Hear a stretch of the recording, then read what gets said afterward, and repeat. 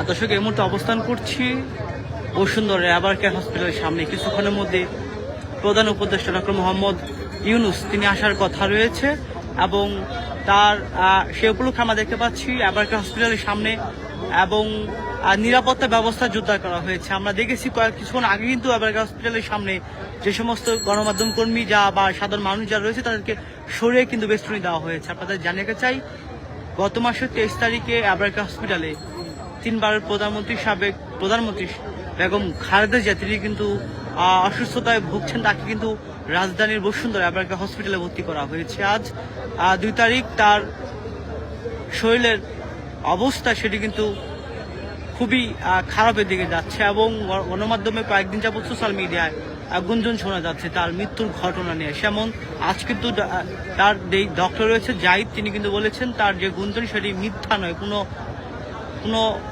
মিথ্যা কথায় বা কোনো এই সমস্ত কথা বলেছেন। এবং ইতিমধ্যেই এভার কেয়ার হসপিটালের সামনে আপনাদের দেখানোর চেষ্টা করছি 3 স্তরের নিরাপত্তা জোরদার করা হয়েছে এবং সেনাবাহিনী এবং অপর পাশে পুলিশ কিন্তু ব্যারিকেড দিয়ে কিন্তু ঠিক এভার কেয়ার হসপিটালের সামনে নিরাপত্তা জোরদার করা হয়েছে। এবং আমরা দেখেছি গত কয়েকদিন যাবৎ এভার কেয়ার হসপিটালের সামনে বিএনপির অঙ্গ সংগঠনের যে সমস্ত নেতাকর্মীরা রয়েছে তারা কিন্তু ভিড় করছে এবং দলীয় নির্দেশনা থাকার পরেও আমরা দেখছি গত কয়েকদিন যাবৎ এভার কেয়ার হসপিটালের সামনে দূর দূরান্ত থেকে আমরা দেখছি কিছুক্ষণ আগে ঠিক বিকাল দিকে একজন চাঁদপুর থেকে তিনি মূলত সাবেক 3 বারের প্রধানমন্ত্রী বেগম খালেদা জিয়া এবং তারেক রহমানকে দেখার জন্য মূলত এসে শুয়ে রয়েছিল এমন চিত্র আমরা দেখেছি এবং সামাজিক যোগাযোগ মাধ্যমে কিন্তু শোনা যাচ্ছে। এবং যেমনটি আমরা জানতে পেরেছি যে তারেক রহমান রয়েছে তিনি কিন্তু বাংলাদেশে যে কোনো সময় কিন্তু আসতে পারে এমনটি কিন্তু আমাদের জানতে পেরেছি। এবং ইতিমধ্যেই দেখতে পাচ্ছেন এভার কেয়ার হসপিটালের সামনে নিরাপত্তা কিন্তু ব্যবস্থা করা হয়েছে এবং অপরপাশে কিন্তু সাধারণ মানুষ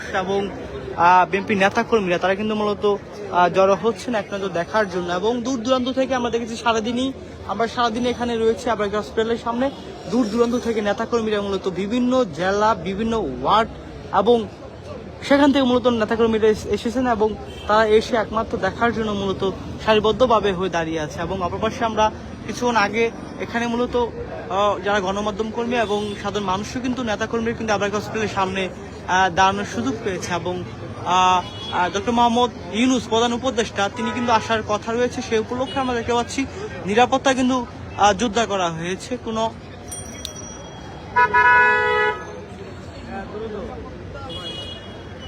এবং ইতিমধ্যে দেখতে পাচ্ছেন এভার কেয়ার হসপিটালের সামনে সাধারণ উৎসব মানুষ এবং বিএনপি নেতাকর্মীরা তারা মূলত দেখার জন্য দাঁড়িয়ে রয়েছেন এবং অপরপাশে যে রাস্তাটি রয়েছে রাস্তাটি কিন্তু স্বাভাবিক করা দেওয়া হয়েছে এবং ঠিক হসপিটালের সামনের রাস্তাটি মূলত ব্যারিকেড দিয়ে কিন্তু আটকে দেওয়া হয়েছে এবং যারা গণমাধ্যম কর্মী রয়েছে তাদের সবাইকে একপাশে সারিবদ্ধভাবে দাঁড়িয়ে করা দেওয়া হয়েছে। এবং অপরপাশে এভার কেয়ার হসপিটালের সামনে যে সমস্ত রাস্তা রয়েছে সেই রাস্তায় কিন্তু সচল রয়েছে এবং মেন গেটটা কিন্তু বন্ধ করে দেওয়া হয়েছে এবং যে সমস্ত যারা হসপিটালে যাবেন বা যারা প্রশাসনিক কর্মকর্তা তাদেরকে ঢুকতে দেওয়া হচ্ছে, তারা ব্যতীত সাধারণ মানুষ কিন্তু ভিতরে প্রবেশ করতে পারছে না। এবং আমরা দুপুরের দিকে দেখেছি এসএসএফের যারা কর্মকর্তা রয়েছে তারা কিন্তু মূলত কয়েকটি গাড়ি দিয়ে এখানে এসেছেন এবং আমরা সেনাবাহিনী এবং পুলিশ সহ কিন্তু কয়েকটি সংস্থার যা দায়িত্বরত রয়েছে তারা কিন্তু রয়েছে। এবং আমরা এভার কেয়ার হসপিটালের সামনে থেকে আপনাদের সেটি দেখানোর চেষ্টা করছিলাম। আমি তাহিদ আহমেদ রমজান, আইনিউজ বিডির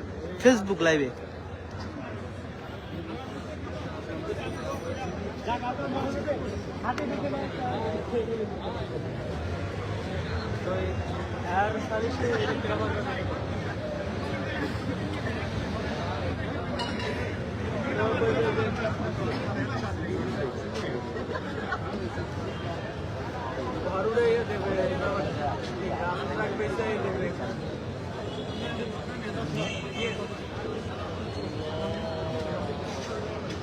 মানুষ মরার তাহলে একটু ভালো হয়, মানে বয়স বাইরে গেলে